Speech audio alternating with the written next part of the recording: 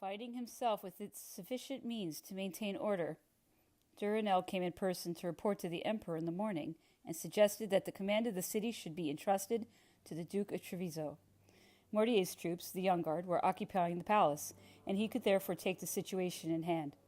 The emperor approved this proposal, and Count Duranel himself delivered to the Duke the order to assume responsibility for the government of Moscow. The emperor went to the Kremlin at noon, September 15th. A gloomy silence reigned throughout the deserted city. During the whole of our long progress, we met not a single person. The army took up its positions round the town, and some corps were in the barracks. At 3 o'clock, the emperor mounted his horse, made a tour of the Kremlin and the orphanage, went to see the two principal bridges, and then returned to the Kremlin, where he had installed himself in the apartments of Tsar Alexander. Various reports said that Kutuzov and Rostopchin had met to discuss affairs on the day before the evacuation. Rostopchin was said to have proposed the destruction of the city, but Kutuzov had been opposed to this step and had been so indignant at the suggestion and at the other measures desired by the governor that he had gone away in a rage. From other details, it seemed that these two personages, who disliked each other, rarely met. That Kutuzov had left Rostopchin as ignorant as he had left the Tsar up to the very last moment, for in Moscow, as in Petersburg, a Te Deum had been sung for the supposed victory of the Russian arms. We heard that the first convoy of wounded arrived on the 12th from Borodino.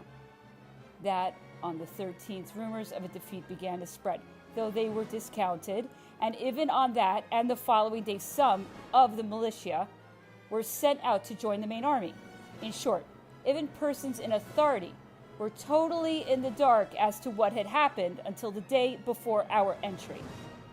Much of the information we received was contradictory and proved that those who had left the city had not confided their intentions to those who remained, even at the very last.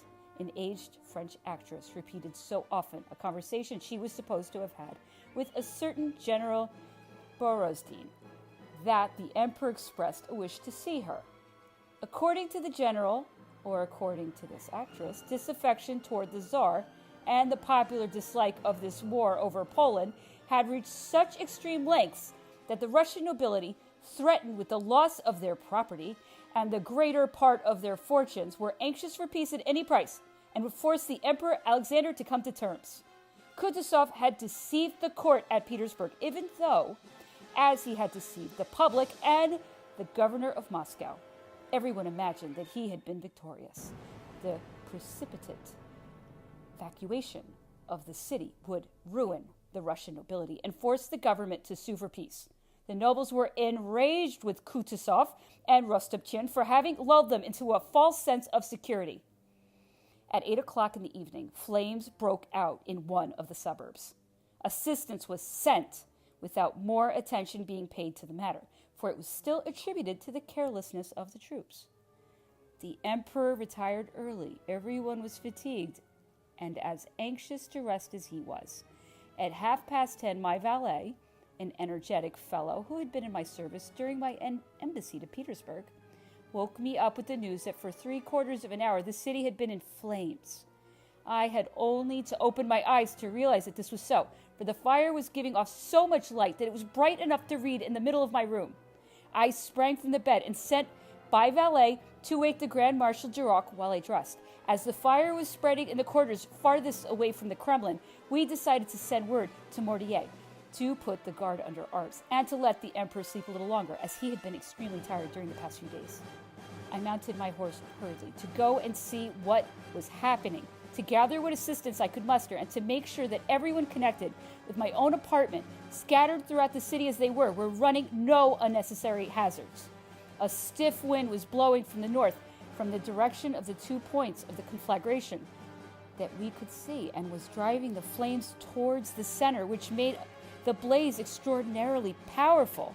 About 12:30, September 16th, a third fire broke out a little to the west, and shortly thereafter, a fourth in another quarter. In each case, the direction of the wind, which had been veered slightly towards the west.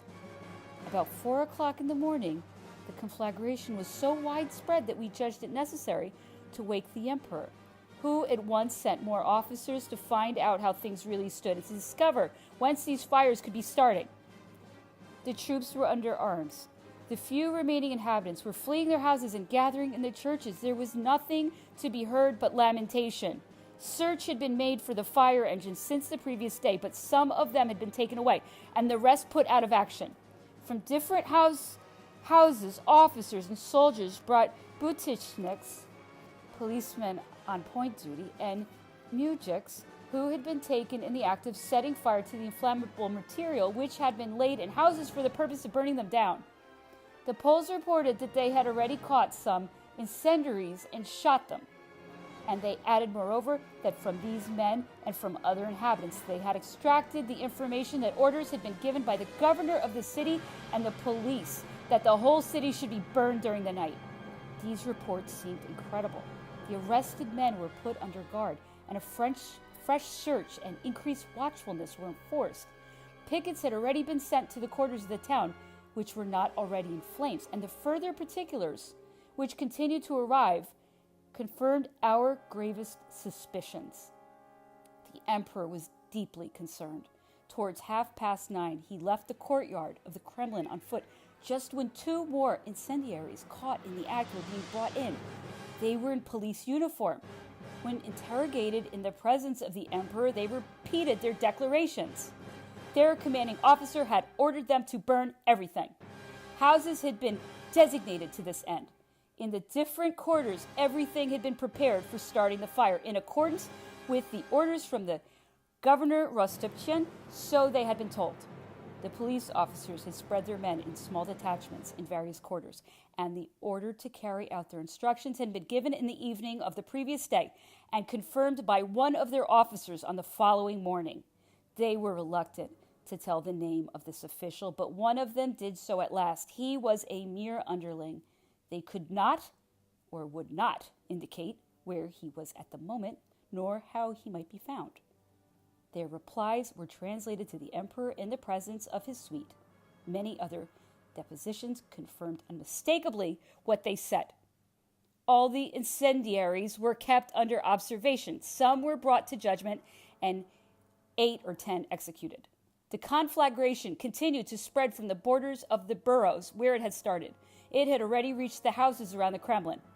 The wind, which had veered slightly to the west, fanned the flames to a terrifying extent and carried enormous sparks to a distance, where they fell like fiery deluge hundreds of yards away, setting fire to more houses and preventing the most intrepid from remaining in the neighborhood with safety. The air was so hot, and the pine wood sparks were so numerous that the beams supporting the iron plates which formed the roof of the arsenal all caught fire. The roof of the Kremlin kitchen was only saved by men being placed there with brooms and buckets to gather up the glowing fragments and moisten the beams. Only by superhuman effort was the fire in the arsenal extinguished. The emperor was there himself. His presence inspired the guard to every exertion. I hastened to the court stables, where some of the emperor's horses were stabled and the coronation coaches of the Tsar were kept. The utmost zeal and, I may add, the greatest courage on the part of the coachmen and grooms were necessary to save the place.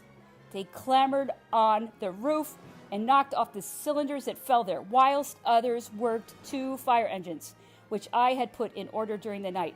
They had been totally dismantled. I may say without exaggeration that we were working beneath a vault of fire. With these men's help, I was able to save the beautiful Galitzin Palace and 2 adjoining houses, which were already in flames. The emperor's men were ably assisted by Prince Galitzin's servants, who displayed the utmost devotion to their master's interests.